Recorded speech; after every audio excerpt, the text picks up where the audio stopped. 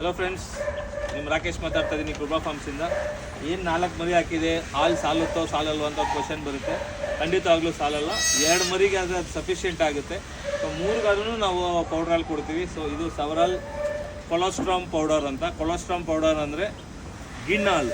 ಏನು ತಾಯಿ ಹತ್ರ 5 ದಿವಸ ನಾವು ಗಿಣ್ಣಾಲು ತೊಗೊತೀವಿ, ಕೊಲೆಸ್ಟ್ರಾಮ್ ಪೌಡರ್ ಇದು ಗಿಣ್ಣಾಲು ಪೌಡ್ರು.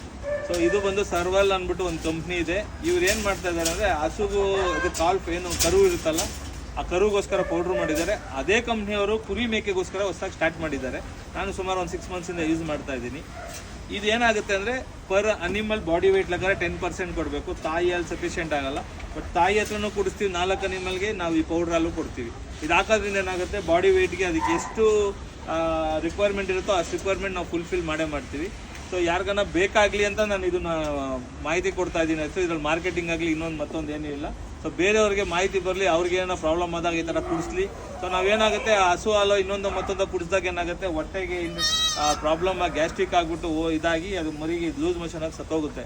ಸೊ ಅದರಿಂದ ನಾವೇನು ಮಾಡಬೇಕು, ಇದಕ್ಕೆ 20-20 ml ಸ್ಟಾರ್ಟ್ ಮಾಡ್ಕೋಬೇಕು. ಇದು 5 ಡೇಸು 20-20 ಅಂದ್ಬಿಟ್ಟು 3 ಟೈಮ್ಸ್ ಕೊಡ್ತೀವಿ. ಮಿಕ್ಕಿ ತಾಯಿ ಹತ್ರ ಕುಡಿಸ್ತೀವಿ, ಇಲ್ಲ 4 ಟೈಮ್ ಮಾಡ್ಕೊತೀವಿ. ಮರಿ ನೋಡ್ತೀವಿ ಅದು ಹೊಟ್ಟೆ ತುಂಬಿದೆ ಅಲ್ವ ಅಂತ ಗೊತ್ತಾಗುತ್ತೆ. ಮರಿ ನೋಡಿದಾಗೆ ಹೊಟ್ಟೆ ತುಂಬಿಲ್ಲ ಅಂದಾಗ ಇನ್ನೊಂದು ಟೈಮ್ ಕೊಡ್ತೀವಿ.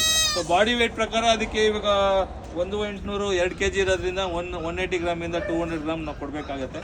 ಸೊ ತಾಯಿ ಹಾಲು ಕುಡಿಸ್ತೀವಿ, ಈ ಪೌಡ್ರ್ ಹಾಲು ಕುಡಿಸ್ತೀವಿ. ಸೊ ಹಿಂದೆ ನಾವೇನು ನೋಡ್ತಾ ಇದ್ದೀರಾ, ಆ ಮರಿಗಳಿಗೂ ಸಫಿಷಿಯೆಂಟ್ ಆಗದೆ ಇರೋ ಮರಿ 3 ಮರಿಗೆ ನಾವು ಈ ಥರ ಕೊಟ್ಟು ಇವಾಗ ಬೇರೆ ಪೌಡ್ರ್ ಬರುತ್ತೆ. ಇದು ಕೊಲೆಸ್ಟ್ರಾಮ್ ಪೌಡ್ರ್ ಅಂತ. ಗಿಣ್ಣಾಲು 5 ದಿವಸ ಮಾತ್ರ ಕೊಡಬೇಕು.